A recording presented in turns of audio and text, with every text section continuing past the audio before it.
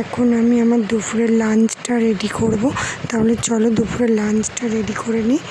নিয়েছি লেবু আর সাথে নিয়েছি লঙ্কা আর লবণ। এবারে নিয়ে নিচ্ছি ভাত, সাদা ঝরঝরে ভাত।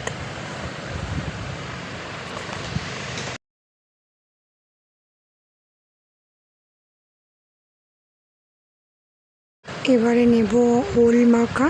আমি শুকনো লঙ্কা সর্ষের তেল দিয়ে ওলটা মেখেছি, আর তার সাথে দিয়ে দিচ্ছি একটু ধনে পাতা। ধনে পাতাটা আমার খেতে ভালো লাগে তাই আমি দিয়েছি। তোমরা চাইলে নাও দিতে পারো, শুধু শুকনো লঙ্কা দিয়ে ওলটা মাখাতে পারো।